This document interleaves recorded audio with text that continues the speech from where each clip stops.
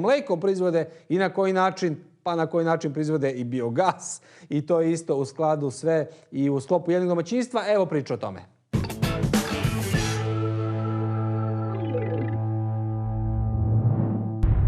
Znate ono naše, kako mi jedini pravimo rakiju, a niko drugi nema pojma o tome, pa na kraju krajeva ova putovanja u inostranstvo i služe tome da čovjek malo otvori oči i shvati neke stvari. A zahvaljujući Sanders Srbija, proizvođaču stočne hrane koji u Srbiji donosi francusku tehnologiju ishrane, nama se upravo to dogodilo. Otišli smo do Normandije kod Pascala Bretona, čije se domaćinstvo već generacijama bavi proizvodnjom Calvadosa. To je francuski voda života ili što bismo mi rekli po srpski jabukova rakija jabukovača, a par generacija unazad imaju farmu sa 220 goveda na kojoj je naslonjeno postrojenje za proizvodnju struje iz biogasa, ipak malo novije. Ovo je oblast Francuske sa zanimljivom istorijom i Pascalov otac nam je sa ponosom pokazivao delove oborenih savezničkih i nemačkih aviona sa njegovog imanja iz Drugog svjetskog rata, mada kako se čiča drži, ne bi nas čudilo ni da je iz prvog.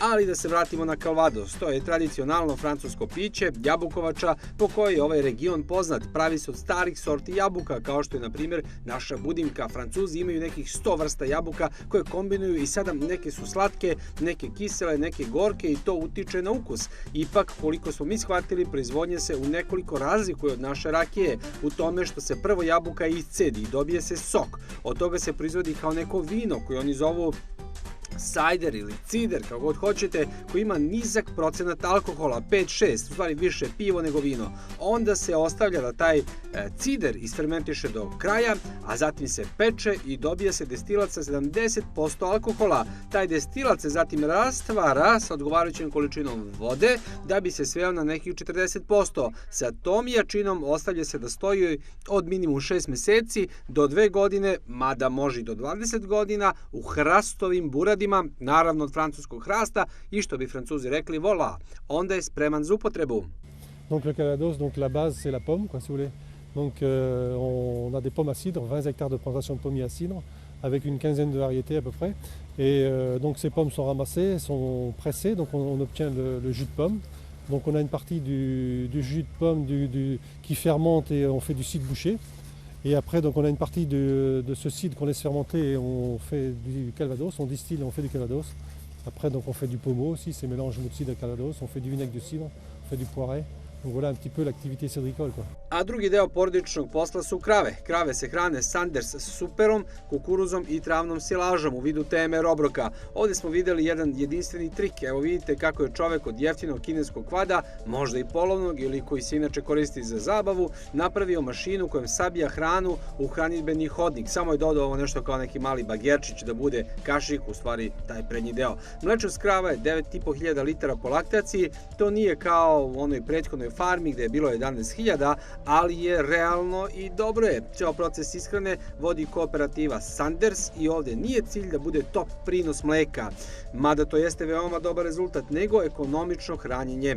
Sve krave su podeljene u 3 grupe i drugačije se hrane sprem toga, a i jedno malo naše zapažanje, ovo retko viđamo na našim farmama. Radi se o drenču, rastvoru antiparazitika koji se ubrizgava kravama direktno u usta i koje one zatim konzumiraju. Dvoje ljudi to radi, jedan otvara usta, a drugi ubrizgava. Inače, koje god životinji, eto mali veterinarski savet, otvarate usta, uvek gledajte da izbacite jezik ili u slučaju pasa usne preko zuba, kako biste izbjegli da životinja sklopi vilicu s vašom rukom unutra.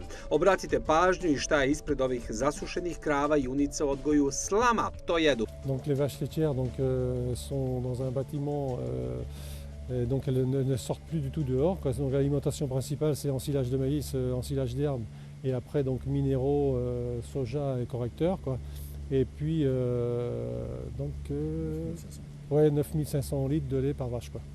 Donc si vous voulez, on a trois lots de vaches, quoi. Donc on a les productions, le premier lot donc c'est la production principale, quoi, les meilleures lactations. Et après donc ils ont une ration plus élevée en concentré. Après on a un deuxième lot. Donc on dit toujours fin de lactation, qui a une ration un peu moins concentrée, et puis le troisième lot, quoi, qui a beaucoup moins d'aliments, qui sont en fin de lactation, quoi. On travaille en 3 lots de vaches, quoi.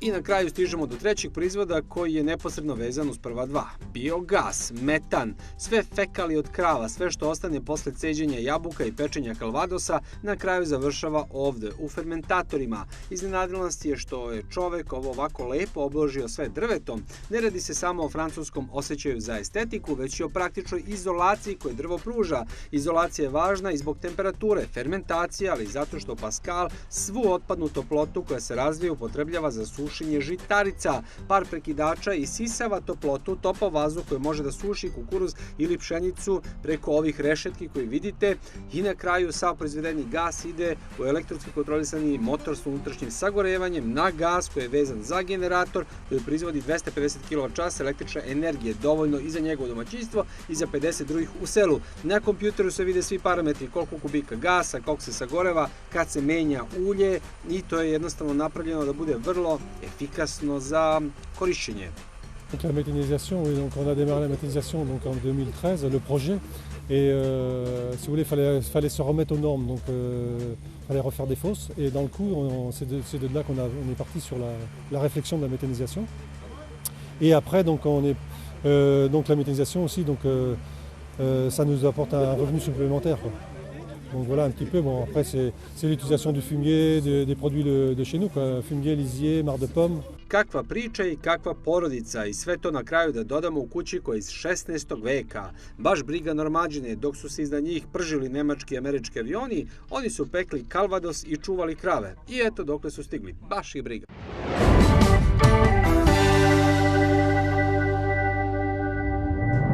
Dragi gledalci, poštovani prijatelji, kakva emisija od brdovite istočne Srbije pa tamo onda do zapadne Srbije, zavejane doline reka, Panonske nizije, Dunava i Save i svih ostalih mesta, sve do ravne Normandije sa njihovim pričama, Francuske i Evropske unije, od subvencija, od financija i prevara pa do vrhunskih stručnih stvari kao što je azot, prihrana, automatska setva, sve to je bilo danas u boljoj zemlji.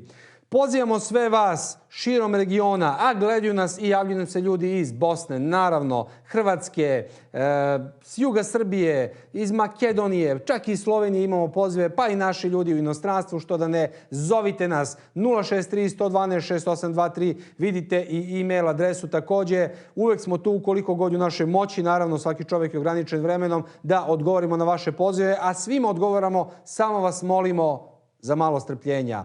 A ima puno dobrih priča koje ćemo ispričati zahvaljujući vama i u narednoj boljoj zemlji.